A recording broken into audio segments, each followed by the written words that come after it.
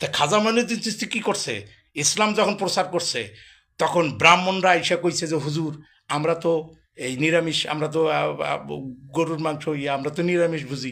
কোনো সমস্যা নাই, আপনি নিরামিষ নিরামিষ ভুজি, নিরামিষ খাইন, মাছ মাংস খাইয়েন না, পেঁয়াজ খাইয়েন না, সমস্যা নাই, আমার ইসলাম গ্রহণ করেন। তারপরে যারা গান গায় হারমোনিয়াম নিয়ে, সামাকাওয়ালি, এই জন্য ওই চিস্তিয়া তরিকা সামাকাওয়ালি জায়েজকে, ওরা গায় কে? ব্রাহ্মণদের বিরাট অঙ্ক আসছে, যারা বিশাল একটা অঙ্ক, যারা ভারতবর্ষের কোনো গানের দেশ, মুনি ঋষির দেশ, যারা গানের মাধ্যমে সাধনা করে, খাজা মঈনুদ্দিন চিশতি তাদেরকে ইসলামের দাওয়াত দিলেন। তারা বললেন আমরা তো গান গাই। কয় গান তো সমস্যা না, গান গান কত পারবেন, গান গান সমস্যা নাই, আপনি আল্লাহর প্রেমিক হইতে পারবেন, গান দিয়ে উপাসনা করবেন। তো খাজা মঈনুদ্দিন চিশতি আর নিষেধ করলেন না, যার ফলে তরায়া তরায়া মুসলমান হইতে হইতে 95 লক্ষে গিয়ে ঠেকল।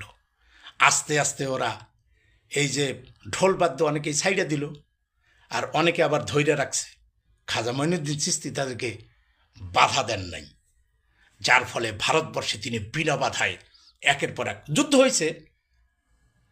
পৃথ্বীরাজ চৌহানের সাথে যুদ্ধ হয়েছে, কিন্তু রাজা বাধা দিয়ে লাভ নাই, জনগণ বাধা দেয় নাই।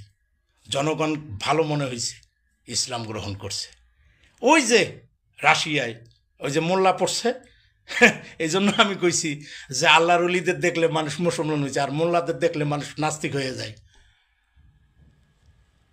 পড়ছে মোল্লা, ভয় দেখাইছে রাশিয়ার সম্রাটরে, খবরদার আমার ইসলাম গ্রহণ করলে আপনি জাহান নামে চলে যাবেন যদি মদ খান। এই ইসলাম গ্রহণ করে কোনো লাভ নাই মদ খাইলে। আর খ্রিস্টান যাজক ছিল খুব বুদ্ধিমান, সে আল্লাহর অলি ছিল। আল্লাহর অলি বলছে আপনি অল্প খাইবেন। পরবর্তীতে দেখা গেছে কি, যারা খ্রিস্টান হয়েছে অনেকেই মদ ছাড়িয়ে দিছে, পরে আস্তে আস্তে এবাদত বন্দিগি করে আস্তে আস্তে ছাড়িয়ে দিছে অনেকেই।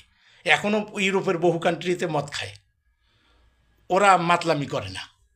আমাদের দেশে যদি হাফ বোতল দেন, 200 টাকা দেন, তাহলে ওর ডোলনির জ্বালায় ওই রাস্তায় থাকতে পারবো না, হুদাও মাতলামি করব। এই বেটার মদ খাইতে গেছে কে, তুই হজম করতে পারবি না, খাবি কে? এই হয়েছে অবস্থা। তখন কি হইল, এই সম্রাট সবাই নিয়ে খ্রিস্টান ধর্ম গ্রহণ করলো।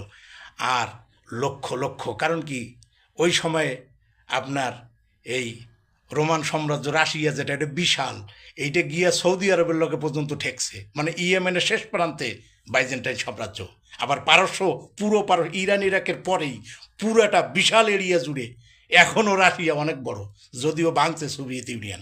এখনও এশিয়া মহাদেশে এত বড় দেশ নাই, পৃথিবীর মধ্যে সবচেয়ে বড় দেশ এখন। তো বন্ধুরা,